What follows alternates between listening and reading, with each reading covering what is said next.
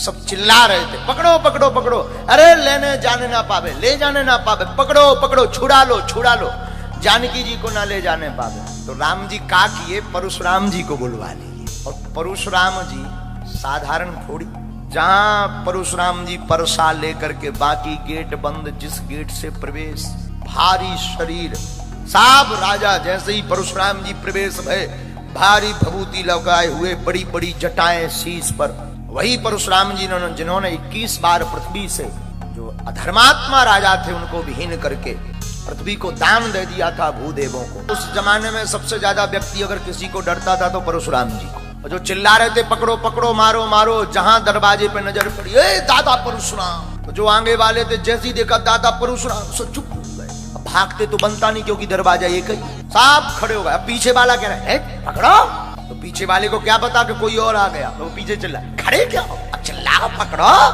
तो धीरे से इशारा, दादा परशुराम, सबकी नजर गई जब, हाँ दादा परशुराम दादा परशुराम। जाते तो बनता नहीं, भागते बनता नहीं, क्या किया जाए, सबके दिमाग खराब।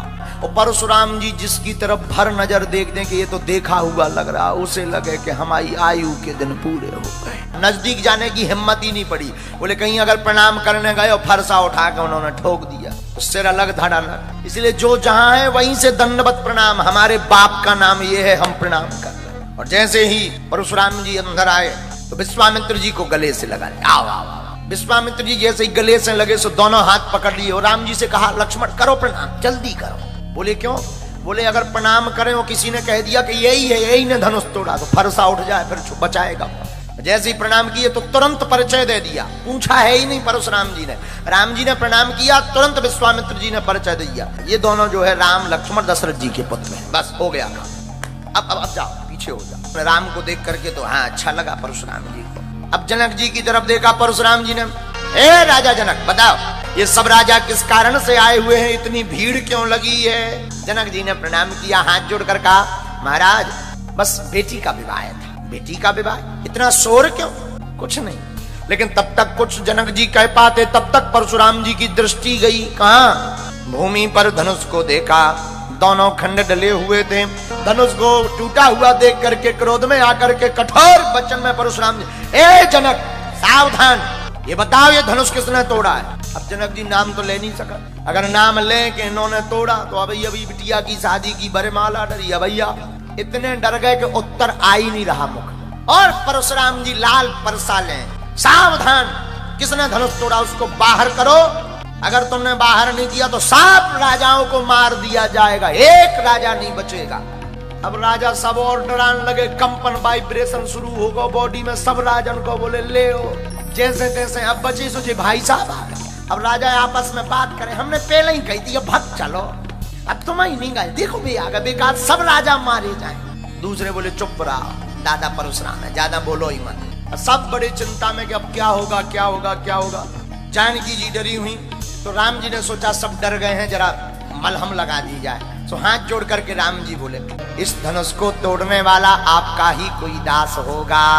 तो परशुराम जी बोले, सुनो राम, सेवक वही है जो सेवा करे, धनुष तोड़ने वाला हमारा दास नहीं हो सकता, वो हमारा दुश्मन है। ये शंकर जी का धनुष है, कोई साधारण थोड़ी है। लक्ष्मण जी राम जी से बोले, ये तुम्हारे विषय के नहीं है, ये हमारे विषय के हैं, इनको हम समझाएंगे, आप बैठो। राम जी बोले आफत मत करवाओ। अरे लक्ष्मण जी बोले, जो जैसी भाषा समझता है उसको वैसी बात करनी चाहिए, ये तुम्हारी पढ़ाई वाले नहीं, आप बैठो, इनको हम समझाते हैं। अब राम जी ने कहा देखो ज्यादा लफड़ाना हो जाए। लक्ष्मण जी बोले आप चिंता न करो, इनको हमारी भाषा समझ। तो राम जी को बैठा दिया। अब लक्ष्मण जी मुस्कुरा गए, जय हो मुनि, जय हो परशुराम दादा की। और जैसे ही मुस्कुराए, अपमान करते हुए परशुराम जी का भरी सभा में लक्ष्मण जी बोले, सरकार बचपन में हमने बहुत से धनुष तोड़े, पर आपने ऐसी गुस्सा आज तक नहीं की, पहली बार इतनी गुस्सा कर। इस पुराने धनुष पे आपकी कौन सी ममता आ गई? ये पुराना धनुष था, छुअत ही टूट गया, तोड़ा नहीं है।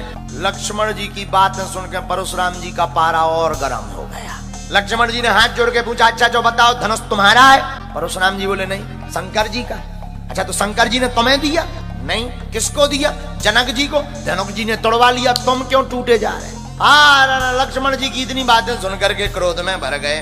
हे बालक, तू लगता है काल के वशीभूत है, तेरी मौत नजदीक आ गई। ये कोई साधारण धनुष नहीं है, शंकर जी का धनुष है। लक्ष्मण जी बोले देखो हम महाराज जी धनुष के बारे में ज्यादा तो जानते हैं, हमें तो सब धनुष एक से नजर आ गए। आपको ज्यादा दिक्कत है 2-4 धनुष और बनवा दें, इससे अच्छे बनवा दें, बड़े बनवा दें, डिजाइन वाले बनवा दें। परशुराम जी ने परसा उठाया, अब नहीं तुझे कोई बचाएगा। लक्ष्मण जी बोले जय हो। लक्ष्मण जी बोले सुन तो छूते ही टूट गया, इसमें रघुनाथ जी का कोई दोष नहीं है। हाथ में परसा लेकर के परशुराम जी मारे क्रोध के भर गए, बोले तुम हमें नहीं जानते। लक्ष्मण जी बोले जानते तो हैं, देखा हमने, अभी अभी तो परिचय बताया आप परशुराम हो। अरे बोले हमको नहीं जानते, हम वो परशुराम हैं कि हमने 21 बार क्षत्रिय कुल शत्रुओं को विनाश कर दिया। विश्व भर में विख्यात सहस्त्रबाहु की भुजाओं को काटने वाला हमारा परसा है, तो हमको जानते नहीं, हम काट देंगे। महाराज जी आप ये जो परसा दिखा रहे हैं ना, इससे हमारा कुछ नहीं बिगड़ना है। आप बातें तो इतनी लंबी लंबी कर रहे कि भूख से पहाड़ उड़ाना चाह रहे।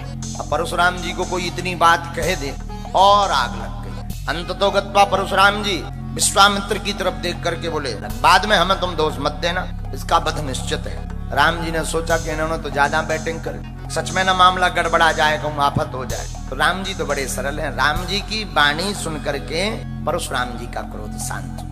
हाथ जोड़ करके राम जी आप बालक पर कृपा करो।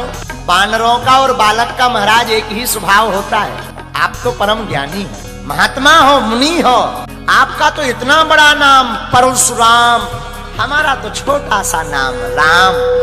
बालक को छोड़ो, पहले तो क्रोध में थे, राम जी ने कुछ बातें कही तो क्रोध शांत हुआ, और जैसे ही क्रोध शांत हुआ सोई लक्ष्मण जी राम जी के पीछे आके भौएं टेढ़ी गए, कहो बाबा जी। जो क्रोध शांत हुआ था फिर आग लग गई, एकदम आग बबूला हो गए, और आग बबूला होकर बोले राम तेरा भाई बड़ा पापी है। लक्ष्मण जी बोले जय हो।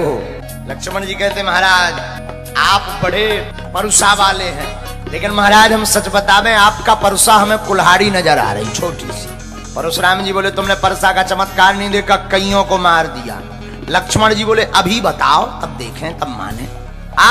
परशुराम जी बोले हाँ भाई राम अब तुम एक तरफ हो, इसको करो आगे। राम जी बोले बालक है, आप बालक पर कृपा करो, हम पर भी कृपा करो। सबको डर है मिथिला वासियों को कि राम जी तो बड़े सहज है पर छोटे वाले बड़े खोटे हैं। राम जी बार बार मुस्कुरा करके जब हाथ जोड़ते हैं परशुराम जी का क्रोध शांत हो जाता है।